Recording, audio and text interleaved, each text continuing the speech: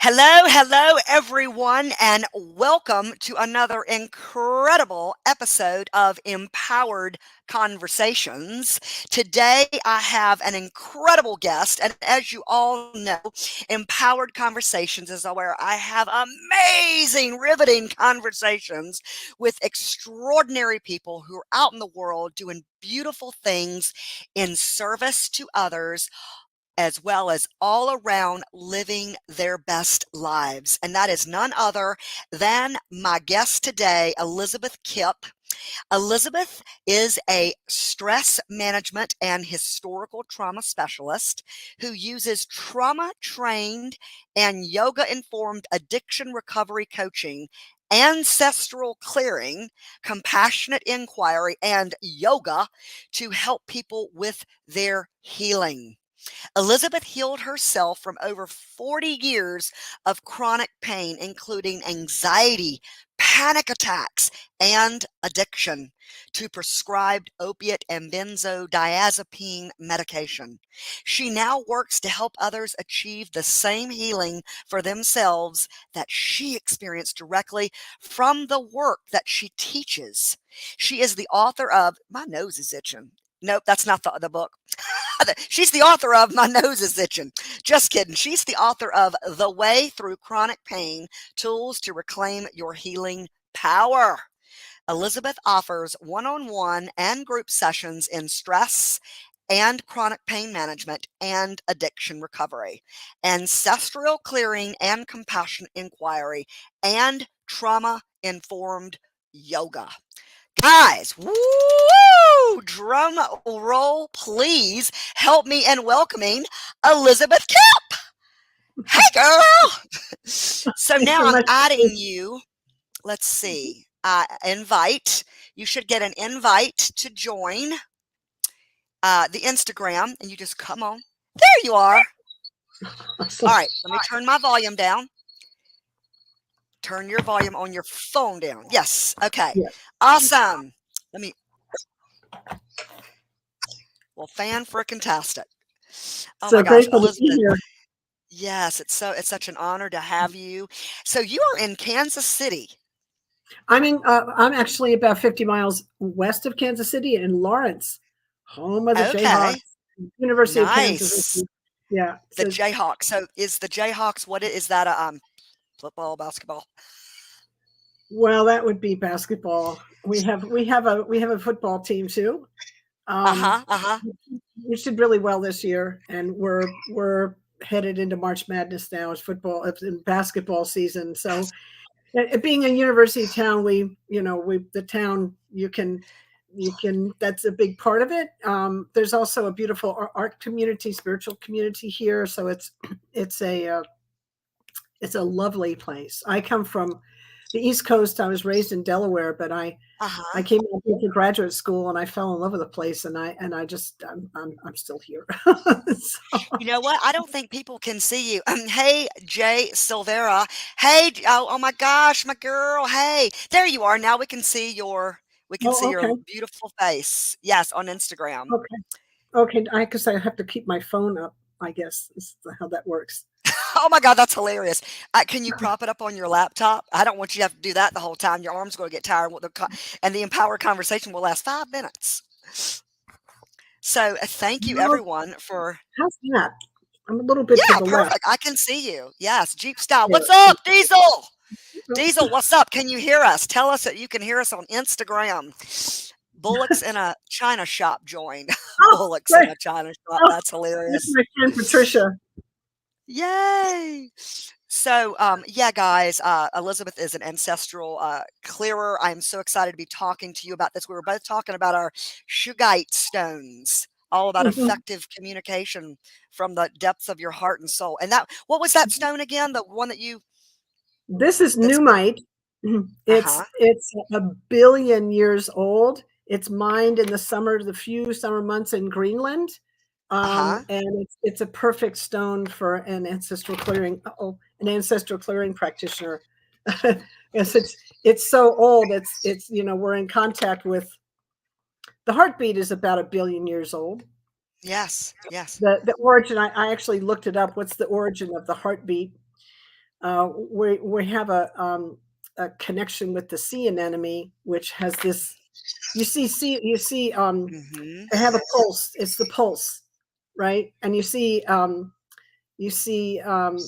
other soft non-vertebrates in the ocean with this little pulse thing that they do. That's the origin of the heartbeat. Yeah, yeah. Oh, wow. I just kind of I geek have not heard out. of that. Yeah. Well, I have a background in biology too, so I'm kind of into evolutionary biology, and so Hmm. for me, the ancestral work was a pretty natural extension of Absolutely. doing. Yeah, yeah. So we both have biology backgrounds. I have a bachelor's in biology. Is I that have a background in plant science, Oh so my gosh, that's that's cool. awesome. We have a lot Yes. in common. It's great. Yes. Well, Elizabeth, I'm like I said, I'm just so honored to have you here today. And I love to get to the heart, to the depth of the soul of the person that I'm speaking with. And everybody has their why of why they're, being intentional in a specific area in an effort to inspire and empower others. And what all like experiences, epiphanic moments that led you to doing like what exactly it is that you're out here, doing in the world for others today? That's a big question, but I can take you to two moments. One, I had a back injury a long time ago when I was 14, and about 14 years later, I actually had to have surgery for it. Um, Hmm. and I didn't heal well from this. I've actually had four surgeries, and Oh, wow. after the second one, a number of doctors said to me, "You will be in level 7 out of 10 pain for the rest of your life, 24/7, and you will be in a Wow. wheelchair when you're 40, and you have a science background, so you'll appreciate what happened." Hmm. And I, in that moment, was very vulnerable and kind of bowed to, "Well, this is your area, not my area," and believed him. Hmm. And it was devastating. I had a 2-year-old, a new marriage. I was like, this is my I was like, I was had a job lined up, and that all kind of went to the wayside. I went home and I knew something wasn't right about that pronouncement. I just didn't know what it was, but I knew something wasn't right. Hmm. I felt very lost, I felt like I was in a dark room and I couldn't find the door or the doorknob. I, I just Hmm. couldn't find the light anywhere. And I stayed there, and I stayed in this space, and I had an epiphany Hmm. after a while. I went through all the stages of grief that Elizabeth Kubler-Ross talks about, except the last one. I never accepted that prognosis. I never accepted it. I Right. realized that the doctor was operating in a scientific paradigm. Hmm. Hmm. A Um, box. um, yes, and that science is a self-limiting framework. So it can't comment on anything that it can't observe, measure, or describe. And the medical world lives in that space. Right. But where do we heal? We Hmm. heal in the all it is, not just in the part that science can observe, measure, and describe. Absolutely. And paradigm shift. So I was just like, okay, this is telling me more about these people. It tells me more about their viewpoint on healing than it tells me about actual healing. I just Right. I haven't looked far enough. I need to look elsewhere, right? So that was huge for me. That was very empowering. And it took me a while to actually find someone who understood the nature of chronic pain in the brain. It's just not taught in medical school. This gentleman had a specialty in it, and he was also a qigong healer. He did Uh-huh. alternative stuff, so he understood meditation. He understood lots of other things. Anyway, I looked outside of the scientific paradigm for my healing, and I found it, and I was so grateful. And then once I got into this, working with this doctor, which was in a treatment center to help me get off all the medication I was on, the last 15 of those 32 years I was on opiates and benzodiazepines. Mhm. The last 15 years was fentanyl. So, Ooh, you know, some of yeah, my there's a mm, some of my prescribing doctors' patients were actually dying, and I never knew if I was going to wake up in the morning. So mhm, I kind of lived like that for a while. But once I got into treatment and was kind of my pain just started to it just disappeared, which was never mhm, promised. It was like we can get you off your pain meds. We never promised anything about getting rid of the pain. Just disappeared. It was amazing. mhm, And then my counselor said to me, because I went to pain medicine, I went to Pain Track. It was very specific on dealing with chronic pain and trauma every afternoon. And there were 20 of us on this campus of 100 patients. The other 80 went to relapse school because it was a okay, recovery facility. And my counselor said, I said to her, well, I'm not going to relapse. I'm not getting any education on relapse. Because I'm going to pain track. What are we going to do? How can I deal with that? And she said, this is what she said. There's an 80% relapse rate in the first year of recovery. And I thought to myself, well, I don't like those odds. I'm doomed. I just, just because of statistics. And the other thing I thought, because I started as a social scientist, the other thing I thought was, what's wrong with this model? right, If this is the best we can do, we've got to do better. And so in that moment, I decided to dedicate myself to moving the needle on that relapse rate. And so I became a recovery coach, but I really focus on people who are suffering from chronic pain or in recovery and have chronic pain and they're trying not to take medication. And mhm, chronic pain, just for the audience, chronic pain is not just physical, it's any pain, physical, emotional, mental, spiritual, even financial. Anything that doesn't feel good mhm, that we feel for 15 days yeah, out of 30, 3 months or more is chronic.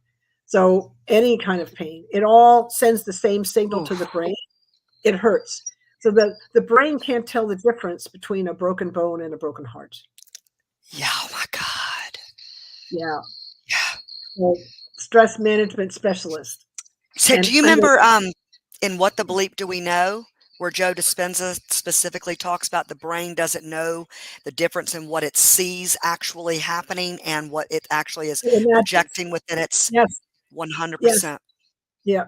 Exactly. Yeah. So important. Yeah. He and I had a very similar journey. Um, Yeah. he talks about kind of um, reconstructing his spine. And I had this, Mhm, if you looked at my x-rays, I did something similar with the help of, well, I mean, I had a lot of help there. I had a lot mhm, of help, mhm. but, but if you looked at my x-rays to this day, because I've got a break in the fifth lumbar, which is right above the sacrum, and it's Mhm, split in two, and the front part of it's slit forward 80% in my pelvis, and it pulls the leg nerves with it. And so doctors see that x-ray. This is an important point, by the way. Doctors see the x-ray, and if they're only looking at the x-ray, they say, how are you even walking, and here are your opiates? Because they don't understand why it doesn't hurt. And what's interesting about chronic pain is you can look at three different people with that same x-ray, mhm. and one of them will have pain all the time, and another will have pain only when they're stressed, and the other one won't have any pain at all. And I've been all three of those people at one point. Mhm, mhm, And when doctors are only looking at a the x-ray and they're not looking at the whole person, they're not getting the full story. And that's how they can make a mhm. pronouncement like that. You will be this way for the rest of your life. It would be great if they'd say the odds are. He didn't. They didn't. They said you will be, Right, which is, you right. know, And that's their paradigm of their thinking, but paradigms can be shifted. yeah. Well, also with the this background, I was very aware because I got a lot of training here at the University of Kansas in research and how to be a good researcher. And when I hear somebody pronounce "you will" or "this is," I'm like, wait a minute, what are the statistics on that? I have a question. Have you ever read the book, The Holographic Universe? No, but I Okay. understand the concept. Okay. It's written. The Holographic Universe is written by my friend Michael Talbot. Just kidding. It's not written by him, but it is written by a guy named Michael Talbot. I tease my friend Michael Talbot. Are you a quantum physicist and we don't know it? But anyway, and it talks about the power of our minds. Like, and I remember in Mikhail Ledwith in What the Bleep Do We Know says, if you believe with every rudiment of your being that you will walk on water, you will walk on water. And it's this catatonic, hypnotized state. And people were like, what the hell is Stephanie talking about? Seriously. And I'm seriously being serious, y'all. And, that the Holographic Universe, one of the best books. You talk about the power of the mind, the power to create reality. That is one of the best books I've ever read. And it came out like in the 90s, maybe, but I think I picked it up in the 2000s. The Holographic Universe by Michael Talbot. Mm-hmm. Yeah, but what you're describing, yeah. I'll take it one step further. Mm-hmm. I feel like it's the power of the heart. Ooh. Now, I know the mind is powerful, but I can say positive affirmations until I'm blue in the face, and it's not going Boom. anywhere. The heart isn't in it. So when I'm sitting in a meditation, whether it's a Joe Dispenza guided or whether it's a mantra meditation or just stillness, or maybe I'm doing a manifesting exercise where I'm like, I'm imagining a future that I'm interested in kind of, I don't want to say, because it's co-creative. The manifesting thing is a co-creative thing, right? Mm-hmm. Well, how do you do the co-creative part? There's my part of it, and then there's the universe's part of it. Well, the heart. It's like, am I feeling it in my heart? Am I feeling it there? And that seems to me very powerful. That in terms of taking responsibility for my part of the universe, like my space in consciousness, what is my heart saying? Because I feel like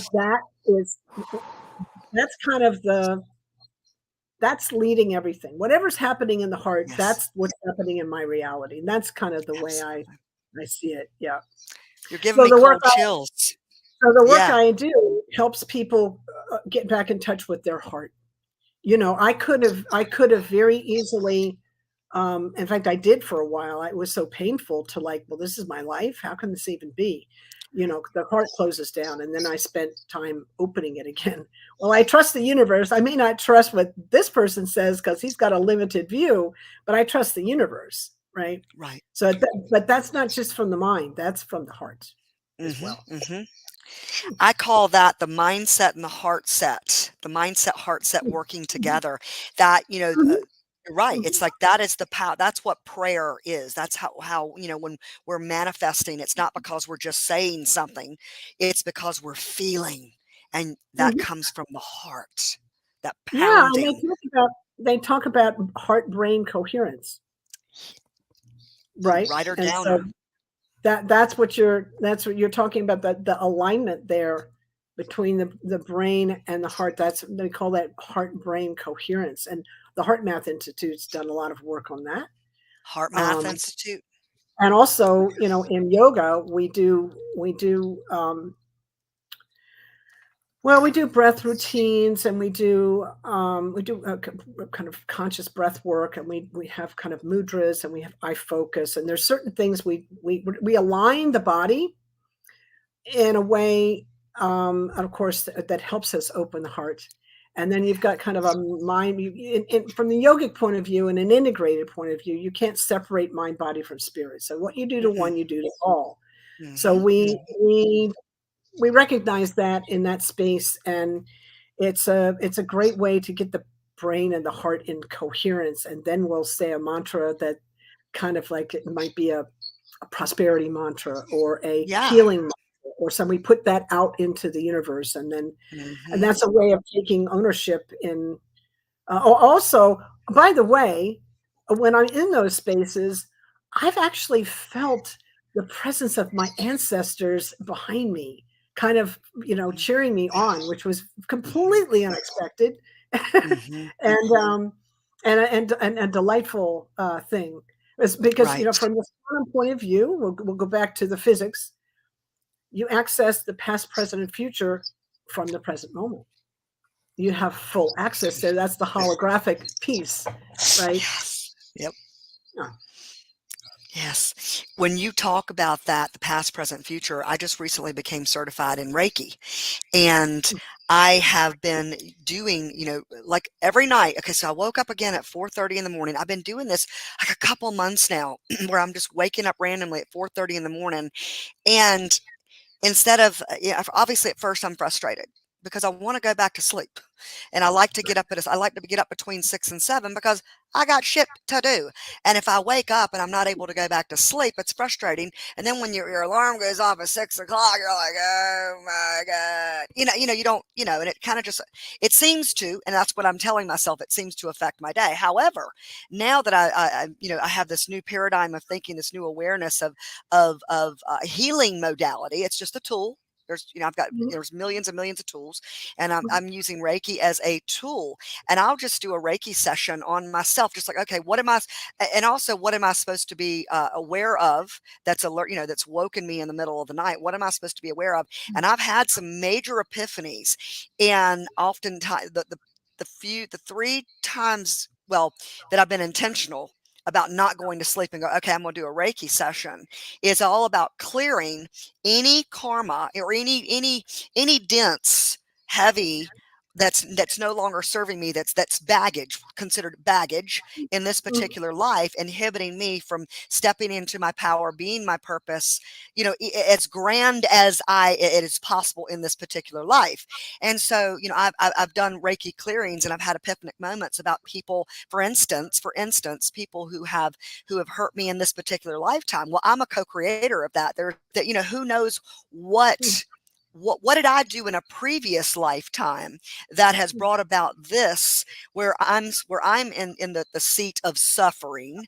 And Mhm. okay, so in order to not carry that into the future or allow it to affect my presence, we got to clear all karmic ties, ancestral ties, to past, present, and future, because all of that is at the same time anyway. I hear you, and I agree, and I would adjust that word ties. I would say release what no longer serves us, but Yes. we're always connected. We're not just connected um, in the field of consciousness in this moment. We're connected in the field of consciousness in the past, present, and future. I know that's like a hard Right. for the mind to wrap itself around. I can't even do it myself, but I the get it. concept, Yeah, yeah, yeah. Yeah. you can feel how true that is. We have Mhm. we have all the information, all the trials and tribulations that our ancestors went through, and that all Mhm. those successes and challenges, they all led up to this moment, Right. to us in this moment, and now we're the ones, and they're imagine for a moment, they're all stacked up behind you. We're sitting in the imagine Mhm. sitting in the valley in between two beautiful mountains in the Himalayas, um, and they're stacked up behind me in one direction, and then the descendants are stacked up in front of me in the other direction, and we're the one. Mhm. So the ties are there, Mhm. but the Cords, question is, or cords, like cutting are we going to cords. allow, are we going to allow the unresolved effects of the traumas that they experience to weigh us down and cloud our lenses in this life? That's what you're talking about. Exactly. Yeah, yeah, so Yes. powerful. Yeah, Yeah. Reiki. I have friends that are Reiki. I've had lots of Reiki done on me, and it's amazing. Yes. No, me too, for years and years. Mhm. Yeah. So Um, tell me, okay, so tell me about like some of the ways in which you work, because you have a multitude of skills, a multitude of tools in your toolbox. Tell me, share with me like some of the ways in which you're helping others to heal Well, themselves. as I said, I help people in the addiction recovery. Um, Obviously, 12 step is important. Um, Going to meetings, getting a sponsor, 12 step, being in community. Hmm. And what's been helpful for me is also bringing the nutrition on board, really cleaning out the body, um, doing everything Yes. to get, junk information in, junk information out, good information in, good information out. So always, what kind of Yes. information am I bringing into my field, whether it's physical, mental, whatever it is, how am I taking care of my environment? That's kind of a well-rounded Yeah. look at yoga is an important part because it has such a the 8 limbs of yoga really set us up for a success in life, and it's a nice adjunct uh, to the recovery, healing from any kind of recovery. It doesn't have to be addiction. Hmm. Right. It's just for life generally. Do you find that we seem to be addicted? I call them, well, one way that we could describe is a karmic loop. Like, how we keep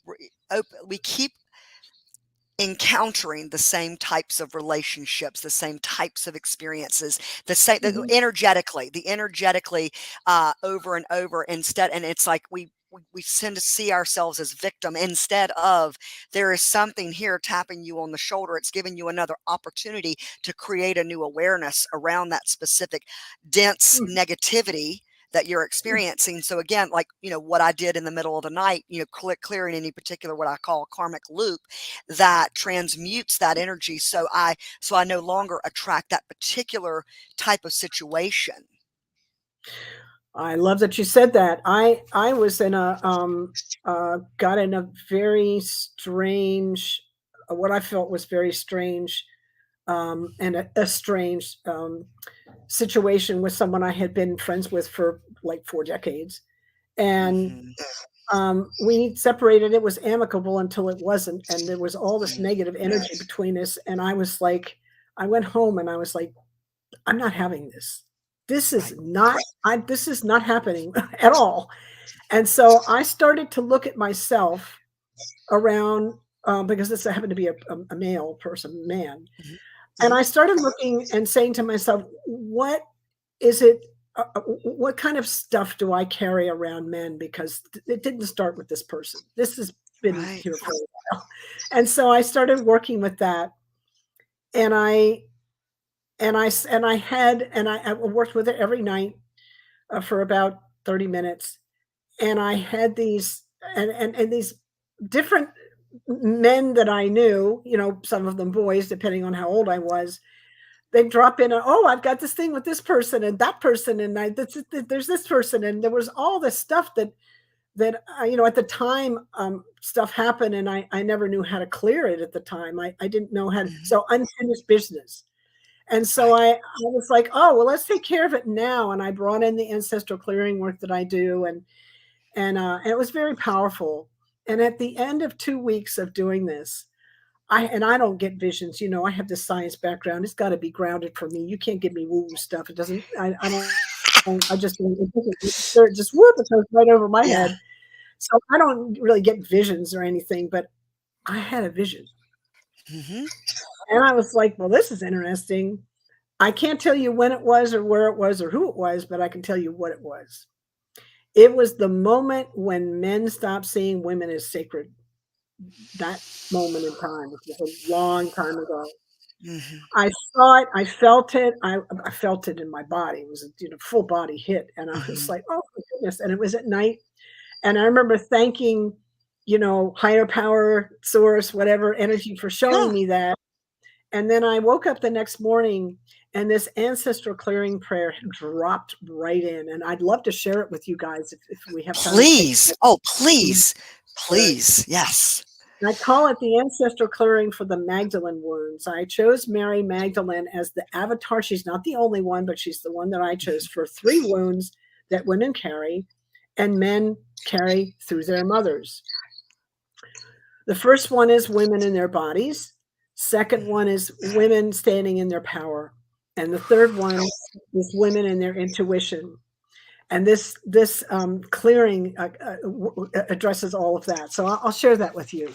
All right. Yes, please. Well, everyone that's listening, whether it's live or the replay afterwards, just present yourself to what sensation you're feeling. And if you feel safe to do so, close your eyes. You don't have to, but just present yourself to the moment and let these words wash over you. We'll do it for Divine Mother and all of us. Divine Mother, all that you are, thank you for your bountiful blessings on us. We ask humbly for us and our ancestors through all time, space, timelines, dimensions, realms, lifetimes, and incarnations. For all shame around the female body. For every time we hid because we were told to cover ourselves, and for all we made it mean about our identity and our worth. For any time we projected shame onto anyone else. Please help us forgive one another and forgive ourselves. Please and thank you. Forgive in this context means offer up that which no longer serves. For all sexual desires twisted out of divinity, for sexual disorders, rape, incest, or any other sexual abuse, sexually transmitted diseases, sex or any other addiction, including codependency, money, and food addictions, and for any time our personal power was reduced or blocked in any way, or we blocked anyone else's personal power. Please help us all forgive one another and forgive ourselves. Please and thank you.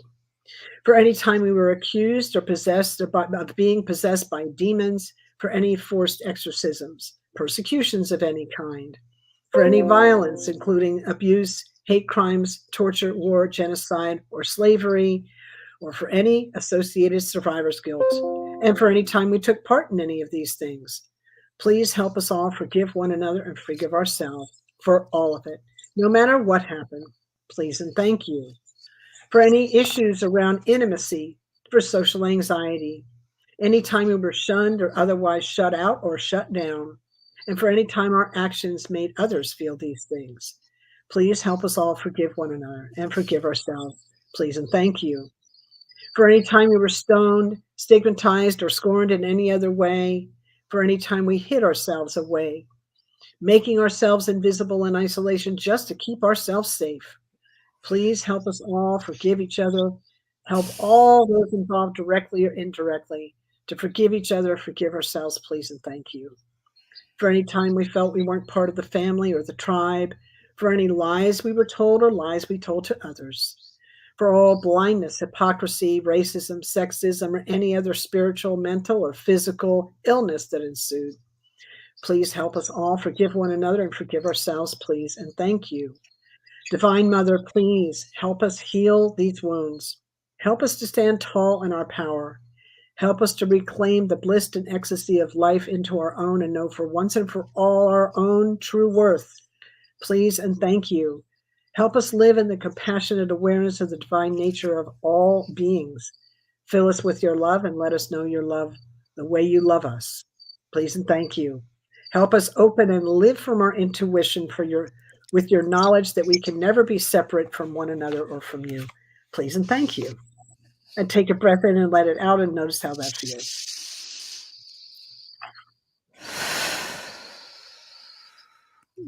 Elizabeth, that was positively beautiful. Wow, that, I mean, I don't know what else you could possibly add. I mean, it was a thank you for download. You're welcome. Yeah, it was a download, and anybody can reach out to me. Just hit me up with an email or a message on Instagram. I'll send a copy of that to you. I give it away. That just literally was a gift, and I give it away. Yeah. I'm at a loss of words. No. Oh, Yeah, Elizabeth, it's thank kind you of so like, much. you're I'm welcome. gonna ask, would you mind sharing that, like, under because these broadcasts will be, they'll remain forever on all these platforms. Would you mind sharing that? Or Oh, under? can I just can I absolutely. Yeah, can I Okay, just let me know how you want me to I'll get to you in instant message or yeah, and I'll just drop it in there for you. You can pop it in however you want. Yeah. perfect. Yeah, Wow. we need to clear this stuff. Oh, and by the way, Yes. remember, I did that work for 2 weeks. I had this download. I start working with this prayer. I continue with the work, and in about 2, 3 months, the negativity between me and this other person cleared. Whew. And Girl, I didn't let me have I tell did not you. have any I didn't have any contact with that person. It was all stuff that I did.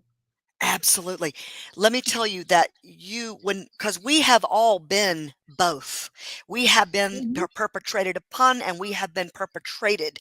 Again, mhm, the realization in this particular life where I've had certain people eject ugliness towards me, I assure you that in whether it not in this particular life, but in other lives, I've been the one to eject ugliness. And ugliness from one to one is only about it's not that it's real, that you're actually ugly. I had a situation this past weekend, and it's not that you're ugly, it's that you feel ugly and you want to mhm, eject that onto someone else. But we've all been in both positions. mhm, As you said in your prayer, please and mhm, thank you. Forgive mhm, me for how I did such and such, and also mhm. forgive those who did such and such towards me. Yeah, we don't know what happened in Thank lineage, so we always work you. the equation both ways because we've been all of it. We're all actors for each other in everyone's play, as if you Yes. can see it in that way. Yeah, Yes. so important. Anyway, God, that was so incredible. that's a tool that I use. Well, I pretty much with every new client, first thing we do ancestral clearing. Now I have a lot of people that come to me just for ancestral clearing. That's like And you're that going I to do have a that. lot more after this episode. So, which is great. Yes. I feel like I feel like for this particular thing that we just did, this we have this sense of separation. I think Mm-hmm. that's kind of like the human, that would be like the human flaw. That would be the thing. Mm-hmm. So Mm-hmm. so we have, and it's an illusion. So if we can at least clear this thing of separation between the men and the women in this at this time, that's just, I think it's really helpful to help clear that there's a lot of fear and polarity out there, and Mm-hmm. this is important, this work, to Right. me, and feels important. When you were talking earlier about how when this began, when men started not seeing women as well, no longer sacred, so attributing us is to no longer being sacred. Have you ever read the book When God Was a Woman? No, but I've heard about it. I haven't had a chance. Yeah, I should. Yeah, like worship Tell us used to about be it. the divine feminine, and it was all about sex, sexuality, sensuality, beauty, dance, love, and it was, and it was when we shifted the paradigm into a more patriarchal, from matriarch to patriarch, that's Mhm, when this started happening, where we started had to having male, that's when the male deities started to come into form, mhm, as worship, and then it was more aggressive. And you mentioned about sex and sexuality, and that started to, because the sex is sacred. Union between two people or three people or however many people, as long as it's consensual and not rape, it is a sharing. It's a sharing of energy, a transfer mhm, of that, of that, that energy. And that, I think, that's where rape culture, toxic masculinity, started to come into play, where sex is something you do for a man. It's men want sex, women don't. No, mhm, wrong. Could be more. I mean, it's when you condition men, oh, you're more of a man, to the more, have sex with women, but women, you're a whore. You can't put that together and expect it to be cohesive, expect it to be a beautiful experience. And, you mhm, create this false dichotomy that around, mhm, our biological science, our biological needs and desires around sex.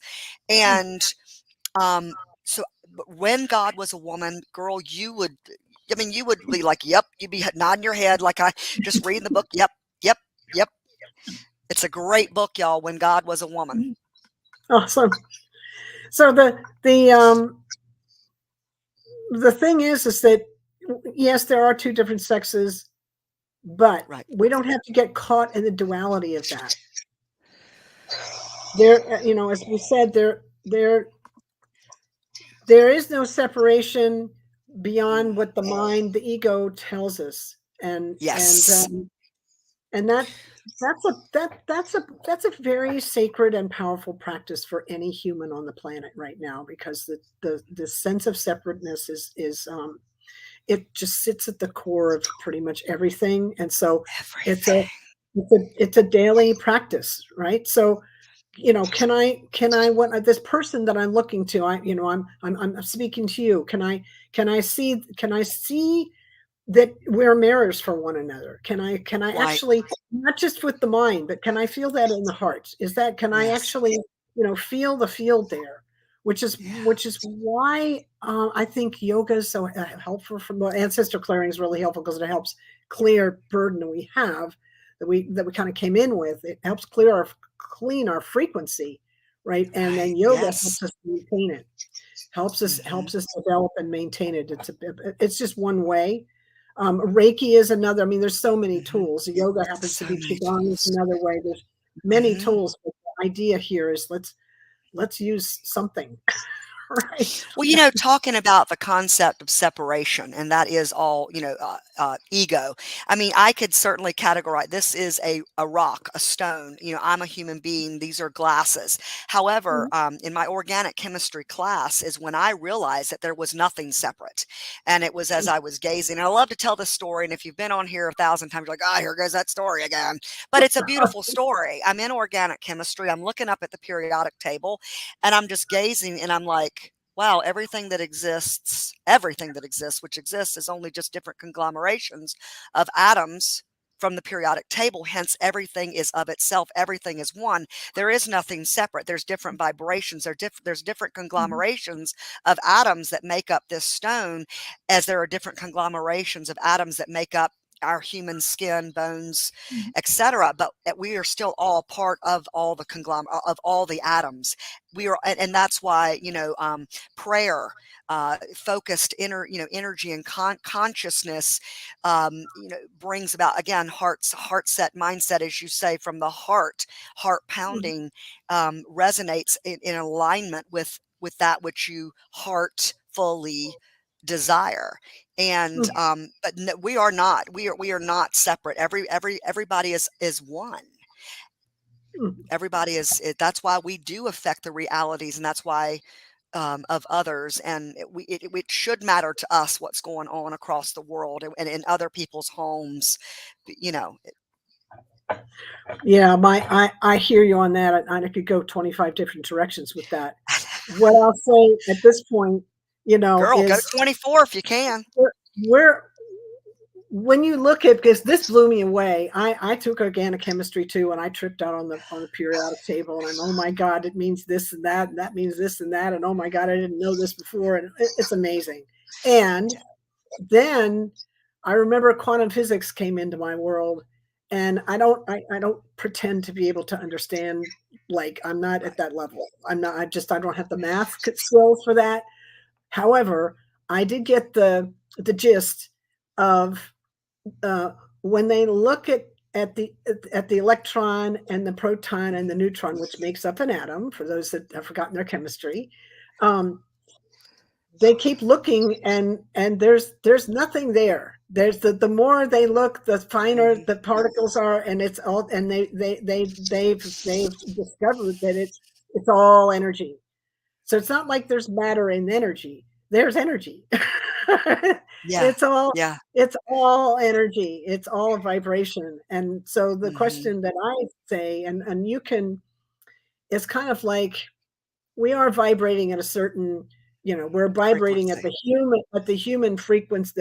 frequency, because that's, and we have we have some agency in how we want to vibrate like that. One of the things we do in yoga is we chant mantra, Mhm. and you sit and you work with a mantra that's got a certain sound, and it vibrates at a certain frequency, and it takes you to that address, the address of that frequency, right? So if there's something going on in the world, and I have a charge to that, I get upset. Like, I know something Mhm. happened last summer politically, and I'm not going to get political here. I'm just going to say what my charge was. I got Mhm. like, oof, I was like, Yeah. because my one of my if you were looking like what's my weakness or what's the thing I work on the most, is like my sense of righteous indignation around injustice. Just, you Mm. know, I'll kind of, I've got an internal fire on that one. It just it'll light real fast. So I asked myself when that goes off, and it went off last summer around something. Mhm. What is it in me? First of all, do I have any power to change it? And I did. I had a chance to go out and vote. That was my, and I could Mhm. write letters, right? And I did that part. I Oh, did my, girl. and Yeah. then I still had the charge. Well, okay, now I have to, can I, can I give this up to God? Because I can't carry it. It's too much for me. I'm powerless here, except I'm not powerless over what I'm putting into the field. So I can sit here and be resentful and bitter and, oh my God, I can't believe they did Right. that, and I can do that. Or I can sit quietly and breathe and allow myself to feel compassion for what I would like to be, for the, what I would like to have happen, Yeah. and compassion for the people that are actually making the decisions, and send them loving energy instead of, how could you do that energy? Like, Yes. Yes. Yes. yeah, so And, we're you know responsible yes. for the energy we're Yes. putting out, right? Yes. And also, what else is possible, or what is why okay, so everything you've heard, the tower card in tarot. Oh, well, you know Ta more about tarot than I do. I know about oracle cards, oh. but I don't, yeah, I do, remind Girl, me, because I, I'll be honest with you, I don't know the difference between oracle and tarot, they're all the same, but I just know that I have oracle cards, I have tarot cards, but they're all about, I'm asking a question, okay, here, okay, well, this is a Mhm, message, okay, what level of consciousness, what awareness, and, I will say, what is being brought forth this tower moment. It's like a tower moment in tarot is like there's a complete breakdown and it seems uh, catastrophic, like a tidal wave or a hurricane or somebody mm, or a fire. And obviously, in our human understanding of that cataclysmic, event, it's oh my, it's horrible, it hurts, it's painful. I went through, a tarot moment over the past few months. Again, obliterating these, which I said tie and use chords or energetic frequencies that were attached to me at, that I no longer mhm, need. And so, mm, but in order to do that, you have to. So what happened last summer, and now I know what you're talking about. Okay, what you know, and it also happened a few years ago. Again, not to get political. Um, mhm, holy shit! Like, how could this happen? But what it does is like. It creates this energetic, surge of higher frequency to create change, because nothing changes by just being complacent. And it's like you got to shake shit up mhm, and then it's like, okay, now we're forced to do something about this and this and this and this and this problem that we've just been kind of complacent about, that's associated with this particular reality. So now mm, this reality has been shaken up. Okay, boom, now other things can come about in a more positive, higher frequency way because of, like if you mhm, if your house or burns down, you can build a brand new house. Well, maybe it's a even better house. Just using that as a metaphor, or like mhm, a metaphor, like an example. mhm, When something is broken down, okay, now we can build it back and build it back better mhm. and more evolved. So we So, have, Julie T is telling us there's a bad echo, and my volume's turned all the way down. Is there something you can do at oh, your end? girl, I've got my power. I'm sorry, my volume all the way down, Yeah. Okay. and my phone's on silent, it's on do not disturb. Okay. I'm not sure what's What's up, happening here. Cooley T? Thank you for joining. He's a rap artist. He's phenomenal. He makes amazing music. And Cooley underscore T, y'all. COOLY underscore T. Thank you for Could he joining. maybe could he maybe step out and come back in and see if it's maybe at his end? I'm just curious if I we can. don't know. I mean, I hear something. Let's see. It wouldn't be. Should I step out? No, I'm not on Instagram on my computer, but it's like you can hear the StreamYard. I bet that's what it is. I bet the echo is it's on my end too. Yeah, okay. I think what it Oh, is whenever I okay. speak, you can hear the StreamYard coming through Oh, you want me the to? Should I Instagram. turn my phone up and my computer down? It's a microphone thing. Or let's try that. Just try that. Absolutely. Okay. One Let's moment. try it. What about now, everybody? Ooh, I don't hear it. How's that? Is that better? I don't hear it. Yeah, I'm not And hearing now it. I Is hear an anybody else echo. hearing Does anybody hear an echo here through here? I don't hear it on Instagram going through my phone. it? I turned my computer off and I'm listening Is your to. is your volume down on your phone? Well, I can't. You won't be able to hear me if my volume's down on my phone and my computer. No, you're see, you have a microphone I that have I can a hear microphone you. on my phone. It's No, the I only. I meant don't like have one on my. no, meaning you can't hear the phone. If somebody were ringing you or if somebody were that's what the volume on your phone is. Okay. Much better. Bullocks in a china shop. Okay. Thanks, Patricia. That's awesome. Thank you. She says no Oh, echo now. yeah, okay, we got it sorted. Awesome, and I Thank don't you hear so an much. echo. Perfect. Whoop whoop whoop. Now I'll have 1,000 people watching us live on Instagram. I, but wow, thank you. That prayer was so unbelievable.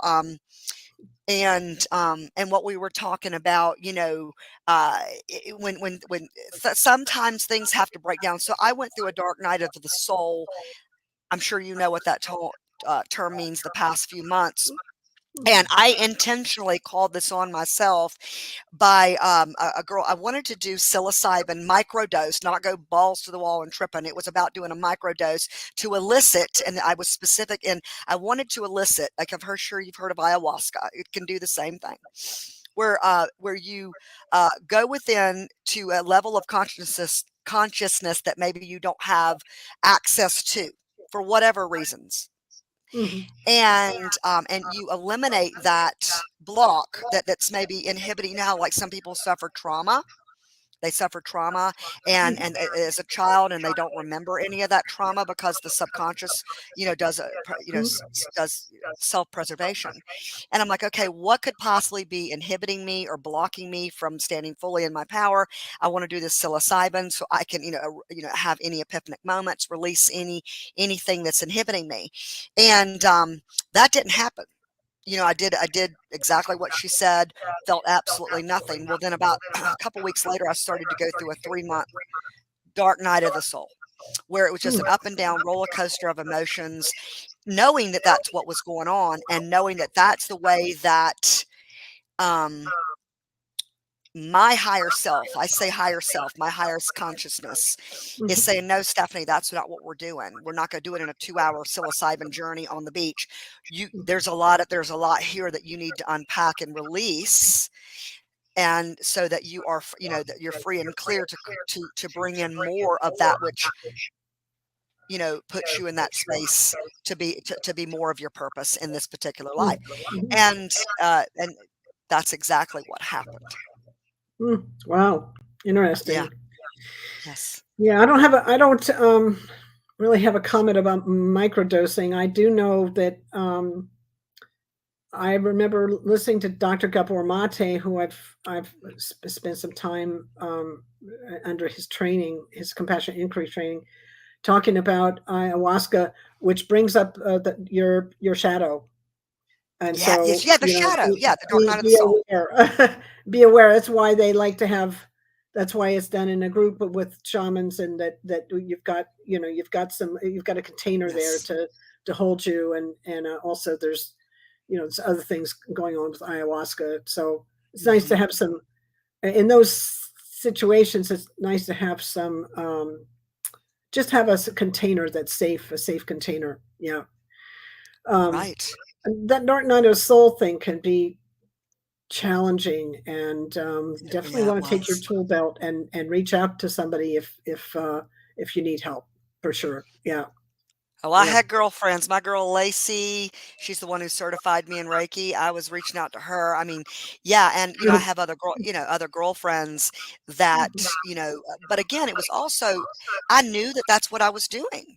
And I was intentional about it. And I knew that as painful as it was going to be able, I was going to be able to birth something beautiful because there was a reason I was doing it so that I could birth more of what is Mhm. beautiful. Yeah, it's nice for us to be able to um, release what no longer serves us. And I'll share with you what Yes. I was sharing before we came on. I asked Yes. myself Yes. you were asking me at the why, and I asked myself two different questions over a couple of years, mostly in the summertime. One was, who am I without the story of my family, which is very powerful. Um, and the second one, after I had done that, the second one was, who am I without the power of my story?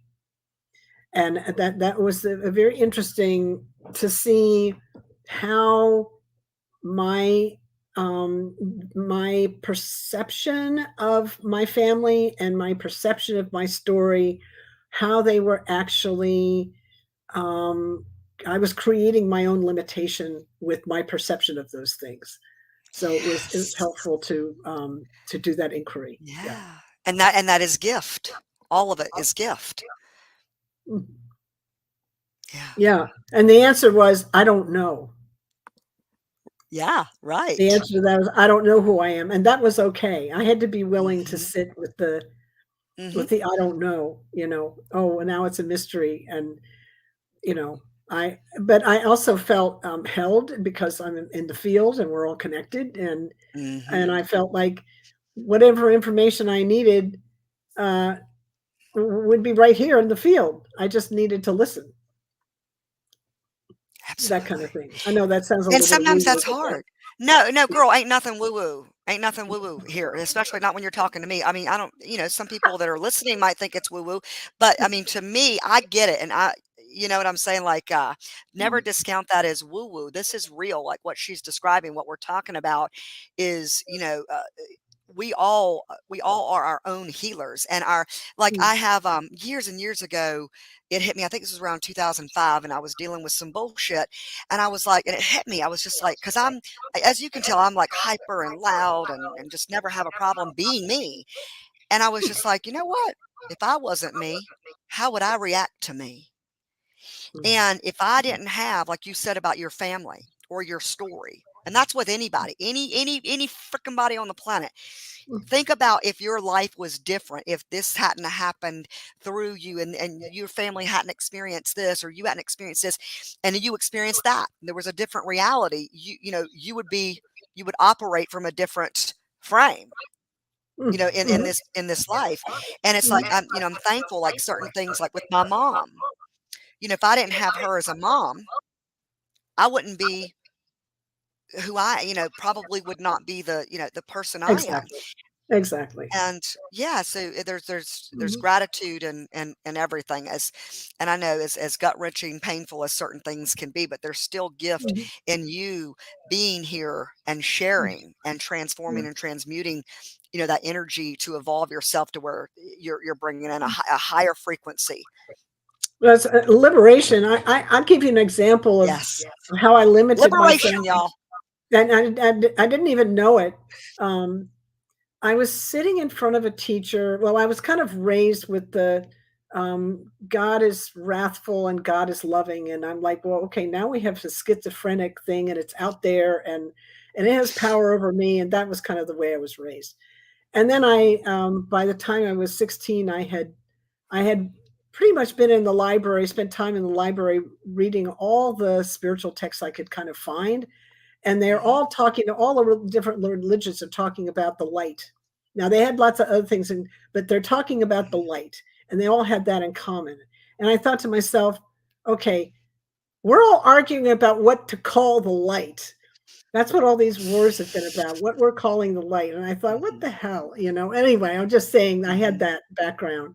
But I Yeah. always had that sense of I better be a good girl because that God is power all It's, powerful and that kind of thing. I had that this I kind was of raised the same way. subconscious.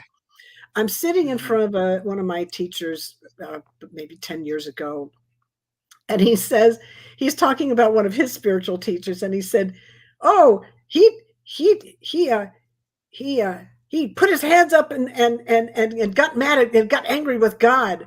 And it shocked me. And I said, he got angry with God. And my teacher turns to me and he said, "Elizabeth, you think God can't handle your anger?" And then I just started cracking up because I Right. realized my own limitation. I had limited the possibility of what God is and isn't, because I was like, he has to be this way, and therefore I have to be Yeah. this way. And oh my God, Yeah. you see what I'm doing? I Yeah. had this huge limitation. And just that little interchange between my teacher and I, and him sharing about his teacher, that changed my trajectory, because it freed me, and it also Yeah. showed me how I limit myself. It's not the only example, but it's the one that's coming in. So maybe it's helpful for the viewers that are watching. Yeah, and you'll love this. So my daddy recently had a stroke back in October of last year. Well, my mom and Mm, daddy are Christians. I was raised Southern Baptist. I'm not. That's not how I live my life in this present time. What their friends and very just close friends of our family, they're Muslim, and I, learning Choku getting certified in Reiki, and my mom, my daddy rapidly recovered, and it was more so my daddy's mindset and his intention to like stroke smoke. I'm getting better. But one time I was having a conversation with my mother who was, trying to like, oh, I wish you would be Christian, blah, blah, blah. And I'm like, Mama, when daddy had his stroke, you were praying to Jesus. Naran and Abdul were praying to Allah. I was doing Choku Ray. Whose mhm, prayers were answered? All of our prayers, all mhm, of our energy was felt by my father. But again, it's more my mhm, father's mindset and heart set that enabled him to get well so quickly. But, mhm, and my mama was like, oh, I never thought of it that way. You know, but it's just like we were all praying and it's all energy and it's mhm, all love. mhm. Yeah, yeah, cool. Yeah, cool, girl. Well, my gosh, this has been such an empowered conversation. We could talk for hours and hours and hours. I know you've got something going on here soon. And thank you so much, Elizabeth. And please share that prayer. She did this Yeah. amazing clearing prayer, y'all. That was so beautiful. And she's going to share that with us. And if you want to work with Elizabeth, all the links to find her are going to be in the show notes. Not necessarily on Instagram, I know that, but come over to my Facebook. It's Stephanie McPherson. Um, like if you're on Instagram, I don't know who, like if people, my friends on Instagram, or like people that aren't my followers or Instagram watching. Elizabeth Kipp. Oh, well, she's on, so you can request her. Yes, because Yep. you'll be tagged on Instagram in this video, and you can follow her, connect with her. I've got all of her links in the show notes, and to work with her. Well, thank you So so much. This is yeah, great. you're I so really welcome. enjoyed this conversation, and I'm so grateful Yes. for your platform. Oh, It's really thank you. helpful to get the word out. Oh, and what we were talking about the army. What did you say before we came on about the army? Oh, yeah, I was grateful for your platform. I said, we need an army of you. We need an army of you, because we need people to listen. We don't have time for people to sit and twiddle their thumbs. We need them to step up and own their power and and Yes. you know release the shackles that hold them down, because people need help. And the planet, the whole it's time. There's a lot of Yes. healing that needs to happen out there. So we need an army. That's what I said. Yes. And with that said, everybody have a wonderful rest of your week. I don't know. We couldn't end it on a better note. You stay right here, Elizabeth. I'm just going to say goodbye to everybody and end the broadcast. Y'all, tomorrow night, Empowered Conversations. I got another girl coming on. She's so amazing. I absolutely love this girl. She's a friend of mine. She's got 4 sweet little cute adorable children. So she can only come on like when her husband's able to watch them. So tomorrow night, 7 o'clock, it's double trouble this week on Empowered Conversations. Bye everybody. Yeah.